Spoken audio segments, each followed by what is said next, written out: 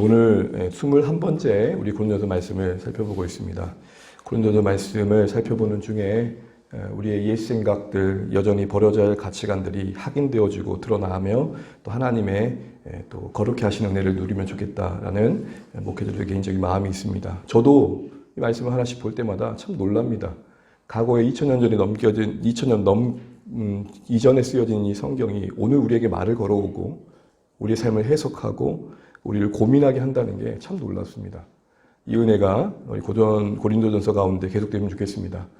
고린도전서를 보면서 고전하지 마시고 거룩해져가는 우리 삶이 되면 좋겠습니다. 제가 매번 반복을 하는 이유는 계속 얽어가는 게, 이렇게 연결시켜가는 게 필요하기 때문입니다. 5장에 6장의 내용은 두 번째 큰 단락의 묶음이었죠. 1장부터 4장은 공동체 분열이 된 이야기였고 5장부터 6장은 공동체의 거룩, 특별히 공동체 안에 여전히 계속되고 있는 부도덕한 일상에 대한 교훈을 다루고 있습니다. 5장에서는 음행에 대한, 특별히 이때의 음행은 좀 더 구체적인 상황이 있었죠. 세상도 용납하지 않는 음행이었습니다. 아버지의 아내, 엄마라기보다는 어떤 당시에 보게 되면 제2의 3의 부인이겠죠. 남겨진 그 여인과의 그 자녀와의 말도 안 되는 그런 일들이 일어난 겁니다. 그때 바울은 결론적으로 5장 끝장에 단호하게 대응할 것을 말했죠. 6장에서는 범죄에 대한 교회 성도들 간의 어떤 갈등이 법정 소송으로 이어지는 내용을 다루었습니다. 세 단락의 중요 주제가 있었는데 첫 번째는 2절부터 5절까지 에서는 1절에서는 그 문제된 상황을 제시하고 2절부터 5절에서는 너희 가운데 그런 문제조차 판단할 자가 없느냐에 대한 평가였죠. 그 작은 일 하나 옳고 그름을 판단할 수 없고 돌볼 수 없고 세워갈 수 없는 그 공동체의 성숙함의 무력함. 말로는 되게 지혜 있는 것 같고 이미 왕이라고 했던 그들이 정작 자신들의 문제 앞에서는 무력한 모습들. 이것을 지적하고 있었습니다. 쉽게 얘기하면은 나 영어 잘해. 근데 시험 점수 받았는데 50점도 안 되네. 뭐 이런 걸 하는 거죠. 나 영어 잘해 했는데 외국인을 만났는데 피하는 뭐 이런 현실이 지금 지적되고 있는 겁니다. 두 번째는 6절부터 7절은 원고들에게 부당한 일을 당해서 그것을 풀어가는 방식이 법정으로 갔던 그들에게 뭘 말하죠? 이미 그것은 뚜렷한 허물이다. 이때 허물의 원어의 뜻은 뭐였습니까? 실패다. 그 자체가 실패다. 여러분 우리가 스포츠를 하다 보면은 이겼지만 진 게임이 있잖아요. 이기는데 억지를 부려 이기고 막 심판을 매수하고 뭐 예를 들어서 축구를 예른다면 태클을 하는데 험하게 태클하고 이건 무슨 쿵우를 하는 건지 축구를 하는 건지 그런 상황에서 이겨내면 사실 박수 쳐주지 않잖아요.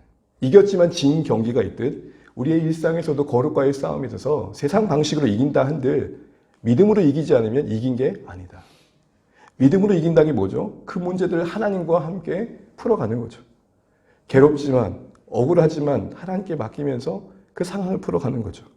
세 번째 지적했던 게 뭡니까? 이제는 그 문제를 일으킨 자들을 말합니다. 저는 이 성경을 보면서 참 성경이 균형이 잡혔다 생각합니다.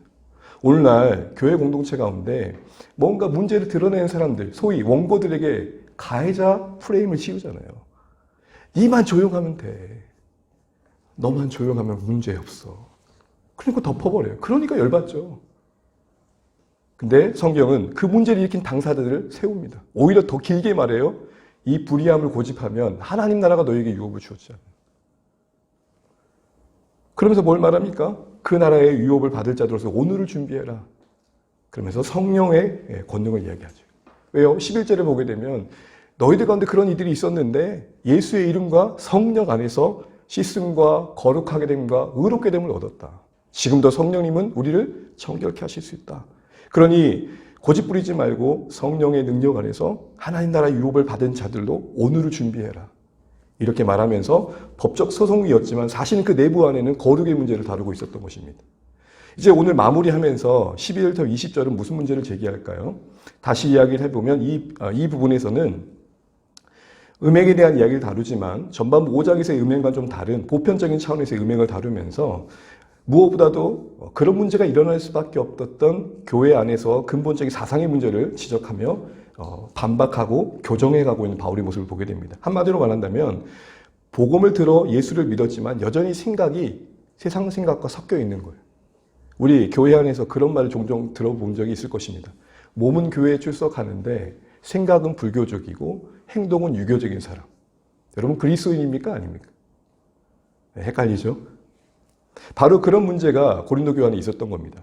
자, 오늘 사실은 성경이 고린도 교회 사람들의 주장과 거기에 대한 바울의 반박이 오고 가고 있기 때문에 조금 표로 준비했습니다. 첫 번째 표를 보시면 이제 바울이 주장하는 제기하는 문제의 제기는 뭐냐면 우리는 그리스도인으로서 자유롭다. 죄로부터 자유롭게 되었다. 세상 욕망으로부터 자유롭게 되었다. 이제는 하나님의 은혜 안에서 사랑으로 스스로 종노릇하며 하나님과 이웃을 섬기는 복된 자리에 서 있게 되었다. 이게 복음이 말하는 자유다. 근데 이 자유를 오해해서 남용했다는 겁니다. 남용한 모습은 뭡니까? 자유라고 그러니까 마음대로 어떤 행위를 해도 괜찮은 자유로 오해한 겁니다. 그리고는 그것이 하나님의 영광과 이웃을 섬기는 방향을 잡은 게 아니라 방향이 아니라 방종이 된 거예요.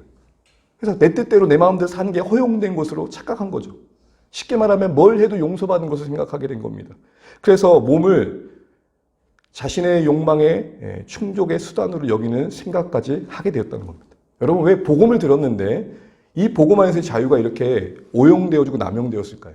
중간에 불순물이 섞였는데 그 오해를 일으킨 불순물이 뭐였냐면 바로 헬라의 이혼론이었습니다. 그러니까 예수님이 자유케 했다라는 말을 들을 때 그것만 들린 게 아니라 당시에 익숙했던 세상의 사상관이, 세계관이 교묘하게 섞인 거죠.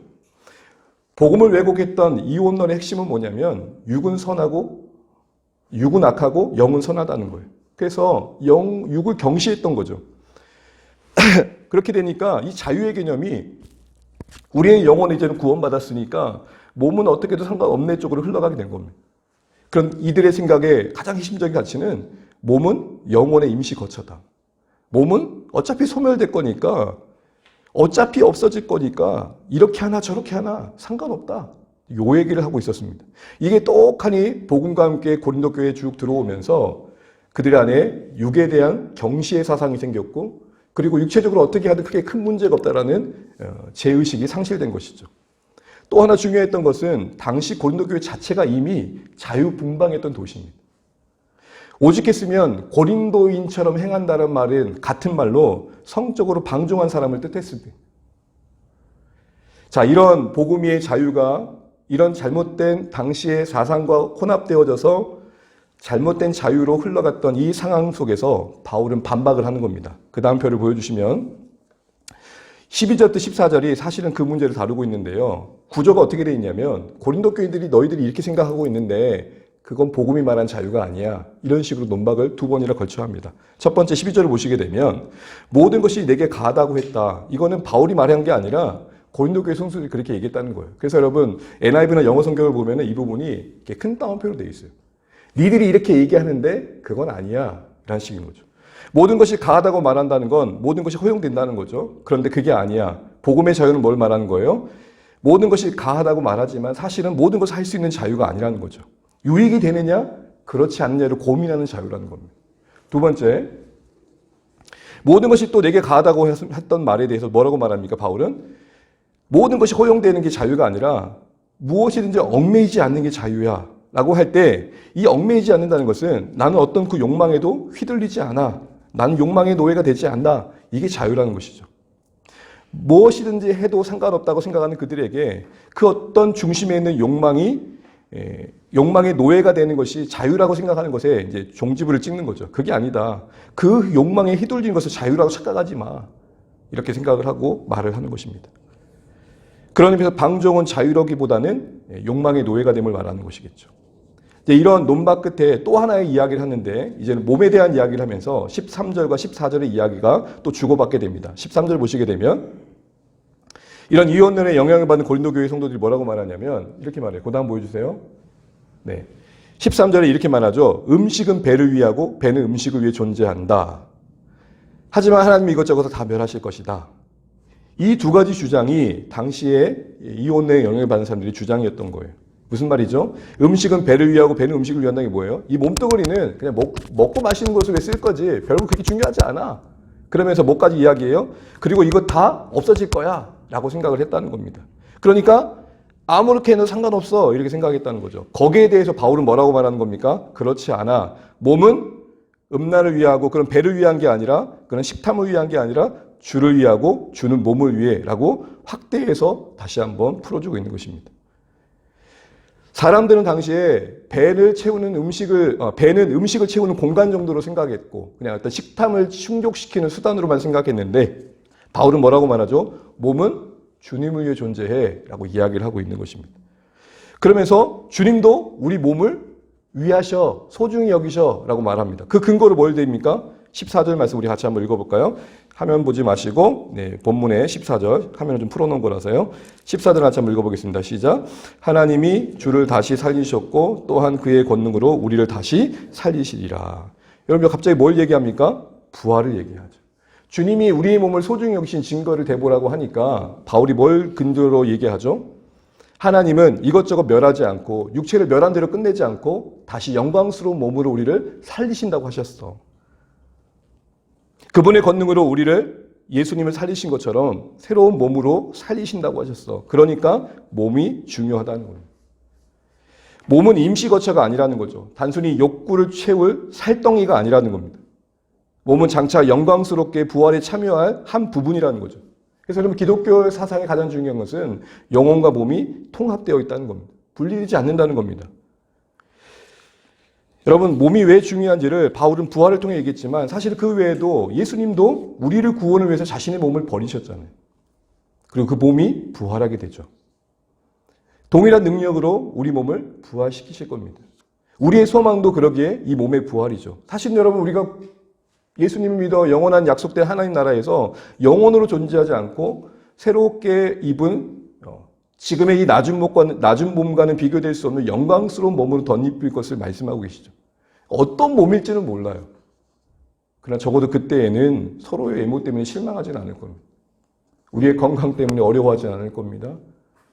우리의 몸이 이 땅에서도 그런 의미에서 나중에 입을 영광스러운 몸의 연속승상에서 중요시 여겨져야 한다는 것입니다. 우리는 모두 반드시 그리스도의 심판대 앞에 몸을 입고 설 것이기 때문에 각각 선악간에 그 몸으로 행한 것을 심판받을 것을 염두하고 영광스러운 몸으로 덧입을 날을 염두한 오늘의 몸이 되어야 한다는 것입니다. 그래서 고린도후서 5장 10절에 이렇게 말합니다. 함께 한번 읽어주실래요? 그 다음 보여주세요. 그 다음 함께 읽어볼게요. 고린도서 10장 시작. 이는 우리가 다 반드시 그리스도의 심판대 앞에 나타나게 되어 각각 선악간에 그 몸으로 행한 것을 따라 받으려 함이라. 그렇기 때문에 어떻게 살라는 거예요? 로마서 12장 1절 시작. 그러므로 형제들아 내가 하나님의 모든 자비하심으로 너희를 권하노니 너희 몸을 하나님이 기뻐하시는 거룩한 산 제물로 드리라. 이는 너희가 드릴 영적 예민이라. 성경은 의도적으로 몸이란 단어를 쓰고 있습니다. 우리 영혼의 중심의 고백이 참 중요하지만 사실은 그것을 나누지 않고 몸으로 말합니다. 왜요? 이미 우리 몸 안에 그 영혼이 담긴 것을 전제로 이야기한다는 것이죠. 여러분 창조 당시에 하나님께서 아담 첫사람을 지을 때 어떻게 지으셨습니까? 영혼을 만드시고 거기에 육체를 바르신 게 아니잖아요. 흙으로 사람을 만드시고 거기에 뭘 부여하셨죠? 영혼을 부여하셨죠. 만드시는 그 창조의 과정에서도 몸을 외면하지 않으셨습니다. 그러므로 몸을 입고 있는 우리 어르신 말대로 이 몸뚱이가 어떻게 쓰여지느냐는 기독교에 있어서 되게 중요한 거죠. 그럼 오늘 본문 안에서 뭐라고 권면합니까? 두 가지를 권면하는데 다음 보여주세요. 첫 번째로 뭘 얘기하냐면 음행을 피하라고 말합니다. 15절부터 18절이 그 얘기를 하고 있는데요. 이때 피하라는 말은 원어의 의미는 뭐냐면 도망치다는 거예요. 요셉이 보디바르 아내에게 유혹을 받을 때 거기서 도망쳐 나오듯 그렇게 도망치라는 겁니다. 그래서 19절에 이렇게 말합니다. 같이 한번 읽어볼까요? 시작. 은행을 피하라. 사람이 범하는 죄마다 몸 밖에 있거니와 음행하는 자는 자기 몸에 죄를 범하느니라.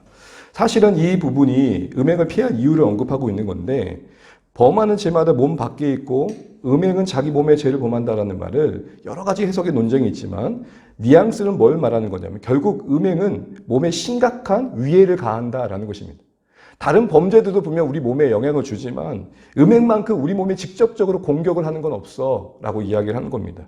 이 말은 뭘 말할까요? 결국 음행은 우리 몸에 직접적 연결해서 우리 몸 안에 담긴 영혼에도 영향을 끼친다는 거죠. 그래서 그리스도의 몸으로 그리스도의 지체로 주님과 묶여있는 우리의 신존이 크게 위해를 당한다는 것입니다. 그리스도의 몸 지체된 우리와의 주님과의 연합의 관계가 파괴되어질 수 있는 악영향을 그런 해악을 끼치는 그런 제약 중에 하나라는 것이죠.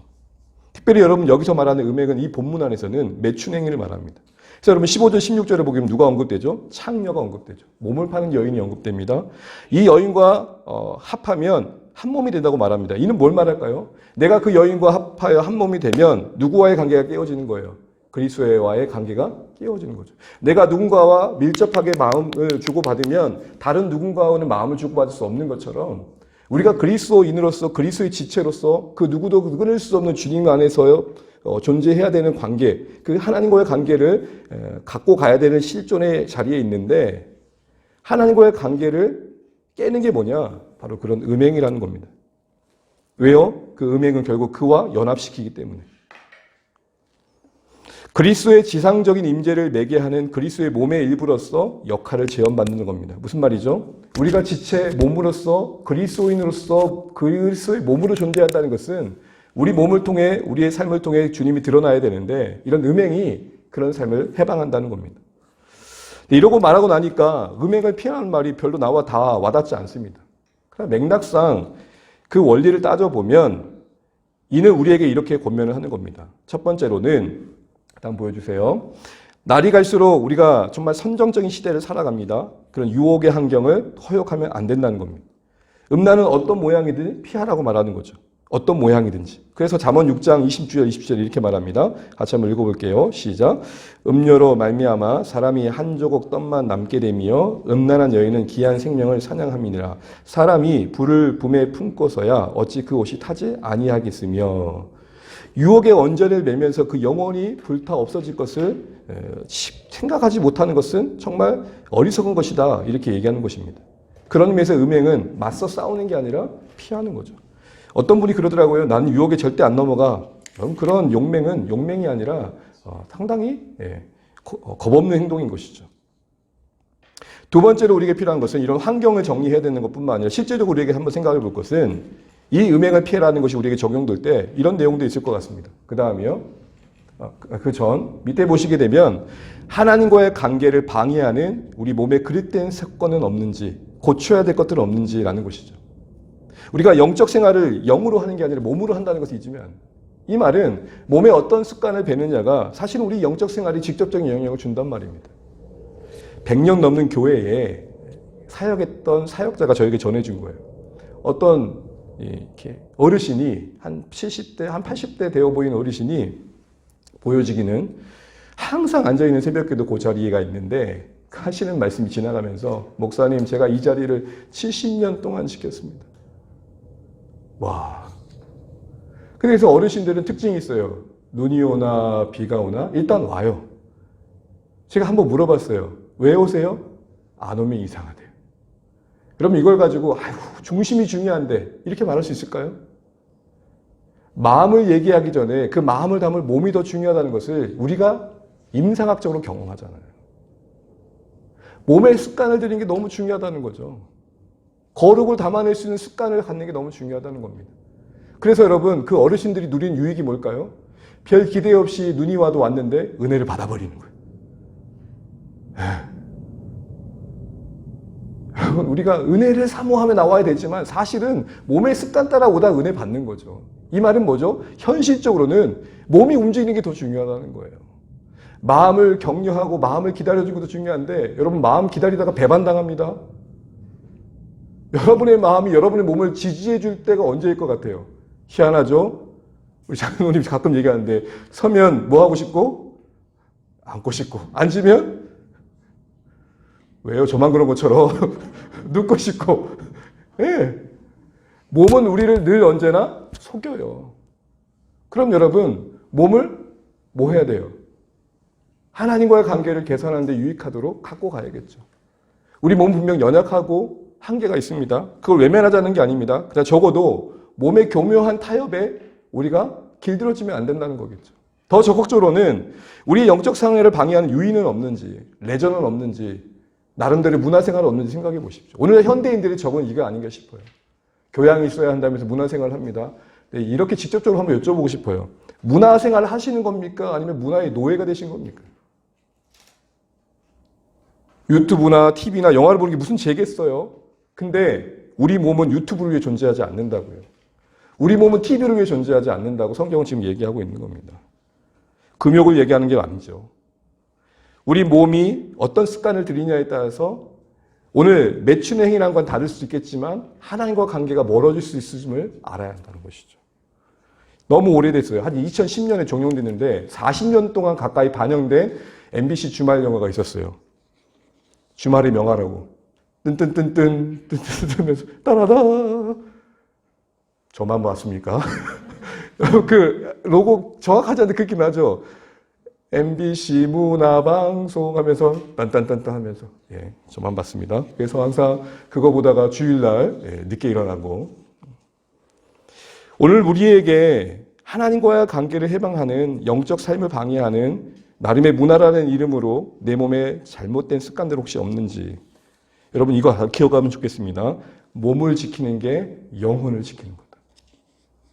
우리 몸을 하나님을 배워가고 알아가고 하나님을 섬기는데 유용하게 길들여 가는 게 지혜로운 거라는 거죠.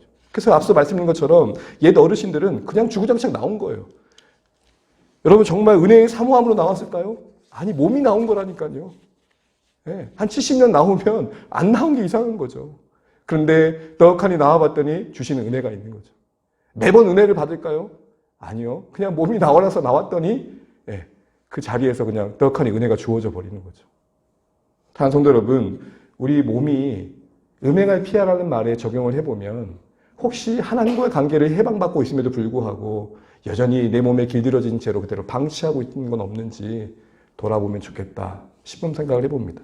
두 번째로는 권면하는 내용은 좀 적극적인 차원에서 이제 우리 몸으로 하나님께 영광을 돌리라는 것이죠. 우리 19절, 20절 읽어보겠습니다. 시작. 너희 몸은 너희가 하나님께로부터 받은 바 너희 가운데 계신 성령의 전인 줄을 알지 못하느냐. 너희는 너희 자신의 것이 아니라 값으로 산 것이 되었으니 그런즉 너희 몸으로 하나님께 영광을 돌리라. 너무 자주 들으신 말씀이라 잘 아실 것 같아요. 여기서 하나님의 성령의 전 값으로 샀다는 것 결국 한마디로 하나님 것이라는 겁니다. 그 다음 페이지 보여주세요. 하나님 것이라는 거죠. 우리 몸이 하나님 것이라는 거예요. 그 말은 하나님을 위해 사용해야 된다는 것이죠. 우리의 몸은 우리 주님이신 그리스도의 소유됨이 그리체적으로 드러나는 삶의 영역이라는 것이죠. 우리 몸이 누가 내 인생의 주인인지를 드러내는 영역이라는 것입니다. 그렇다면 몸으로 하나님께 영광 돌리는 게 뭘까요? 너무 잘 아는 거죠. 내 삶이, 내 몸이, 내 육체가 섬김의 도구로 쓰여지는 겁니다. 이웃과 지체대의 유익을 위해 움직여주는 겁니다. 나의 일을 위해서 발빠르게 움직였던 내 몸이 혹시 누군가를 위해서는 갑자기 몸이 안 움직여집니다. 멀쩡했는데 갑자기 누가 도와주면 좀 어지럽다. 야, 좀 이상. 뭐 이렇게 되는 혹시 그런 건 없는지. 그러니까 우리 스스로가 우리 몸이 하나님께서 더 쓰시기에 그 영혼을 섬기기에 발빠르게 움직이는지를 돌아보자는 것이죠. 이를 위해서 정말 필요한 게 뭘까요? 우리 몸을 잘 돌보고 관리하는 거죠. 오늘날처럼 건강에 많은 관심을 가질 때가 없었던 것 같습니다. 우리가 너무 잘하는 것처럼 건강 관리하는 것은 다 이 하나님 나라의 영광을 위한 것이겠죠. 몸 자체를 우상화하고 상품하는 시대 속에서 우리는 혹여나 어떤 마음으로 몸 관리를 하고 이제 돌아보시면 좋겠습니다. 물론 상황마다 다를 겁니다. 어떤 분에게는 진짜 건강 자체가 너무 절박해서 신경 쓸 수밖에 없는 사람도 있을 겁니다. 지금 드리는 말씀은 보편적인 말씀입니다. 혹시 내가 운동을 하는 게 건강을 관리하는 게 그냥 그 자체가 목적이 되고 있지 않은지. 다시 한번 돌아보면서 우리의 몸이, 우리의 일상이 우리 소유하신 그리스도를 드러내는 영역이 되어야 된다는 게 어떻게 적용될 수 있는지 고민해 볼 수 있는 오늘의 말씀이시길 바랍니다. 말씀을 맺겠습니다. 그리스도인의 자유를 오용했던, 남용했던 그 중심에는 잘못된 사상이 혼합되어 있었습니다. 순수하게 복음에 만든 자유에 대한 이해가 아니라 당시에 헬라 이혼론이 끼어들다 보니까 그 자유를 영혼의 자유로만 해석하고 또한 육체에 대해서는 방만하고 경시하는 것으로 흘러갔습니다. 그러나 성경이 말하는 자유는 무엇에 의해 통제되는 겁니까? 유익이 되는 방향에 의해 통제를 되어지는 거고 또한 하나님의 영광을 위해 절제되는 겁니다. 정말 이 자유가 자유되는 것은 그것이 기쁜 겁니다. 성경이 말하는 자유는 내 몸이 하나님의 영광을 위해 쓰여지는 것이 기꺼이 드려지는 마음이 자리 잡고 있는 것입니다. 억지로 어쩔 수 없이 내 몸이 드려지는 게 자유가 아니라 하나님이 예수 안에서 허락하신 자유는 뭐냐면 우리가 그 은혜 아래서 기꺼이 하나님 나라를 위해 우리 드릴 수 있는 은혜를 주시는 것이죠. 내 몸이니 나는 무엇이든지 할 수 있다라는 그 어떤 책임을 면제받은 방종이 아니라 한 번뿐인 인생에 영원한 흔적을 남겨야겠다라는 마음이 우리 안에 살아있는 게 자유라는 것입니다. 이 참 자유 가운데 우리에게 허락하신 인생과 우리의 육체가 그래도 이 땅에 있는 동안 하나님을 위해 쓰여지기를 기꺼이 할 수 있는 그런 삶 되시기를 주님의 이름으로 축복합니다.